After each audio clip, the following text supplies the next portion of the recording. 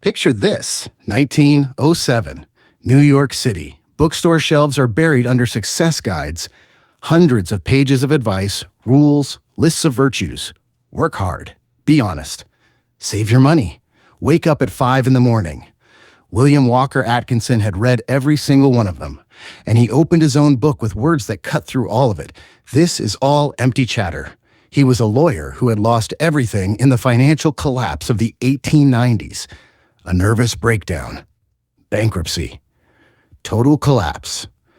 A man who had followed every rule and lost everything by the rules as well. And yet here he was, writing a book called The Secret of Success. Not as a winner dictating a formula, but as a man who had hit absolute rock bottom and found something important down there, something none of the other authors had even thought to look for. Today, we're going to take this book apart layer by layer. Not a summary, an analysis. Why ideas written 115 years ago turned out to be sharper than most modern books on the psychology of success, and where Atkinson was right, and where he was dangerously wrong. Atkinson is one of the most prolific and most forgotten writers in history. In the last 30 years of his life, he wrote more than 100 books. 100 books. For context, Stephen King has written around 70 over 50 years, and yet Atkinson deliberately hid his identity. He wrote under pseudonyms: Yogi Ramakarka, Theron Q. Dumont, Swami Pankadasi. One man, multiple masks, different audiences. That fact alone tells you something important about his character. He understood the power of persona, of role, of the image we project. The biographical context is essential for understanding the secret of success. Atkinson was not a theorist. In the 1890s, he went through what he himself described as a complete psychophysical collapse, financial ruin, nervous exhaustion, physical illness. And it was from that ground zero that he began to investigate a single question: what actually lies behind a person's capacity to rise? The answer he found surprised even him, and it differs sharply from what the motivation industry sells today. Atkinson opens with a provocation. He says, every success book makes the same mistake. They give you a list of qualities: hard work, honesty, persistence, the ability to listen, and tell you, do these things and you will succeed. The problem is that these lists are written by people who are already successful. They look back at what they did after the victory is already won. That's not a recipe. That's a description. And the difference between a recipe and a description is fundamental. Atkinson calls this the advice of winners, which is useless to those who haven't won yet. He argues that something precedes all the rules, something he calls the something within. And this something, once awakened, creates the conditions in which any rule can actually be applied. What is it? Atkinson gives a precise answer. It is individuality. Not personality, not character, not skills. Individuality, the capacity to act from your own center rather than from the expectations of those around you. His central metaphor is brutal. Most people are sheep. They follow the bellwether, the lead sheep with the bell around its neck, because it is easier than choosing direction for themselves. The leaders of the flock take the best pickings. The flock gets the leftovers. And the most disturbing part, the flock freely agrees to this arrangement. Atkinson is not asking you to become the new bellwether. That would be too simple and entirely wrong. He is asking you to leave the logic of the flock altogether to become your own bellwether. Not to lead others, but to stop needing anyone to lead you. This is 1907. But it reads like a description of social media algorithms in 2024. The second lesson of the book may be its deepest. Atkinson offers an exercise. Take yourself apart. There is the body. But the body replaces itself entirely at the cellular level every several years. The body you had as a child is not the body you have today. Therefore, the body is not the I. There is the vital energy, the force that animates the body. But it too comes and goes, fluctuates, depends on circumstances. That is also not the I. There is the mind, thoughts, emotions, feelings. But you say, I think, and I feel, which means the mind is a tool the I uses. Therefore, the mind itself is not the I. So what remains? Atkinson calls it the real self. the thing that exists behind thoughts, body, and emotions. The thing that observes them, he makes a crucial linguistic observation. The word personality derives from the Latin persona, the mask worn by actors in ancient theater. Literally, the thing through which the voice sounds. Personality is the role you are playing. Individuality is the one who plays it. Modern psychology calls a similar idea the observing self or metacognition. Buddhist philosophy calls it the witness. Atkinson arrived at this through the pragmatics of success, not through spiritual seeking. And that is precisely what makes his conclusion so valuable. The practical implication, as long as you identify with the role, employee, parent, failure, winner, you respond from within the role. When you understand that you are the one who plays the role, a space of choice opens up, and choice is the foundation of all action taken from strength. The third lesson is one of the strangest in all of self-help literature. Atkinson introduces the concept of spiritedness and immediately warns that it has nothing to do with spirituality or religion. He describes it as an animal quality. Literally, he opens with zoology. Place two male baboons in the same cage. Both bare their teeth. But one does it with an inward shakiness, and the question of dominance is immediately settled. No fight, no physical contact, pure presence. The same is true of people. When two individuals meet for the first time, something occurs that Atkinson calls a soul contest. It may last 5 seconds. No words are necessary, but both participants know the outcome, and that outcome shapes their relationship for years to come. Spiritedness is not aggression, not dominance, not volume. Atkinson gives a remarkable historical example. Bishop Hugh of Lincoln twice defeated the kings of England in direct confrontation, not through force, not through cunning, but through exactly this quality.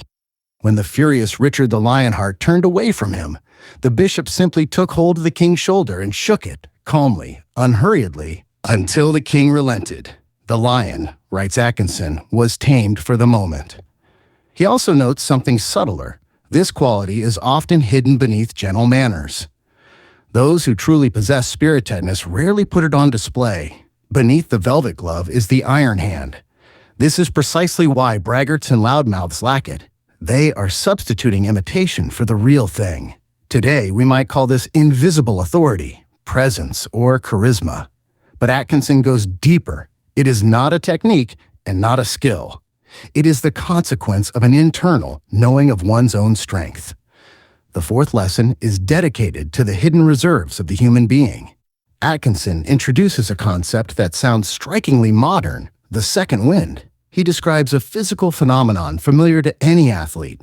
When it seems like all energy is spent, if you push through, a new reserve opens, then another, and another.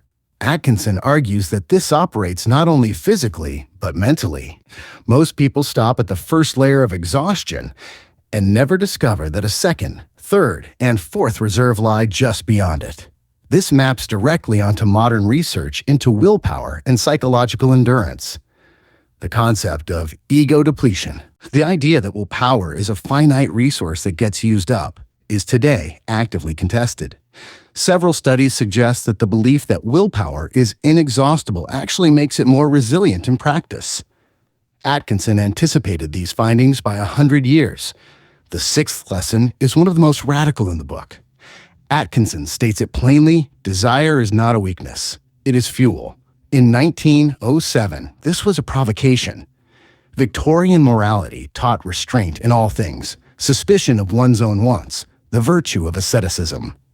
Atkinson turns this upside down completely. He calls desire the motive force that runs the world. Without desire, there is no action. Without intense desire, there is no great action.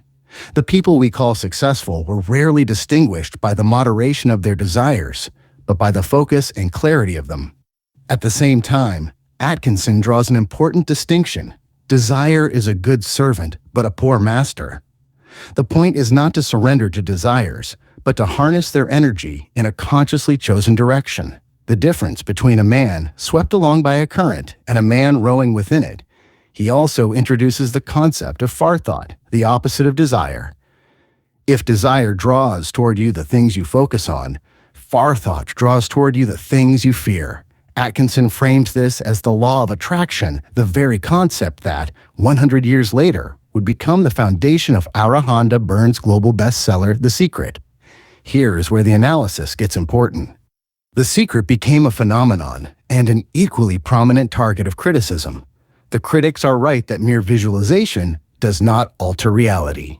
But Atkinson frames the mechanism more precisely. Forethought does not operate magically, but psychologically. A person fixated on failure literally perceives fewer opportunities because their attention is calibrated to threats rather than to resources. Neuroscience today calls this the attentional filter. The 8th lesson addresses personal magnetism. Today the phrase conjures charlatans and pseudoscience, but Atkinson uses it in a specific and coherent sense. Personal magnetism is the cumulative impression you make on others, but not through manipulation and not through technique. He argues that magnetism cannot be faked for long. People sense the mismatch between an outward image and an inner state.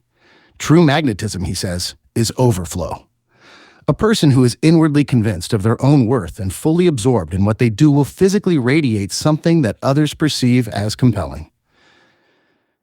This is consistent with modern research into nonverbal communication. We unconsciously read confidence, presence, and genuine interest through micro-expressions, speech rhythm, pauses, and posture. All of this is transmitted automatically and cannot be sustained through long-term simulation. The final lesson is unexpected for a book about the power of individuality. Atkinson devotes it not to strength, but to listening. The most compelling person in any room is not the one who speaks the most, not the one who dazzles with wit. It is the one who is genuinely interested in other people. Atkinson calls this the art of being interested, not simulating interest, but actually finding in every person something valuable and unique. And this requires, exactly, a well-developed individuality. Only a person secure in their own worth can be fully present with another human being without competing, without comparing, without seeking approval. The circle closes. The book begins with individuality and ends with it. Only now, individuality manifests not in isolation, but in the depth of connection with others. If you had to compress the entire book into a single idea, it would be this: most people do not fail because they lack knowledge, techniques, or connections. They fail because they have lost contact with their own center. In 1908, Atkinson described what modern psychology calls internal locus of control. People with a strong internal locus see themselves as the cause of what happens in their lives. People with an external locus see themselves as victims of circumstance. Dozens of studies show correlations between internal locus and achievement, health, and subjective well-being. He also described, without knowing the terms, what Daishi and Ryan would later call autonomous motivation in self-determination theory, motivation that flows from one's own values rather than from fear or external pressure. And he described the mechanism that Mihaly Csikszentmihalyi would later name flow, the state of complete absorption in which a person works from their deepest center. Where did Atkinson go wrong? He underestimated the role of structural barriers. His concept of success is strictly individualist, as was most American writing in the early 20th century. He does not see systems, does not see privilege, does not see how social conditions constrain the very ability to express individuality. That is a real blind spot. But when it comes to the inner mechanics of the human being, he is more right than wrong. And that is a rare thing for a book written in 1908. Atkinson ends the book with words about the something within. He writes, "We have tried to tell you this story from different angles, so that you might catch the idea in several ways. We firmly believe that success depends most materially upon the recognition and manifestation of this something within. The question is not whether you have it. You do. The question is whether you give it expression, or whether you keep following someone else's bell." This has been an analysis of The Secret of Success by William Walker Atkinson, a book from 1907 that is not aged because it is about things that do not change.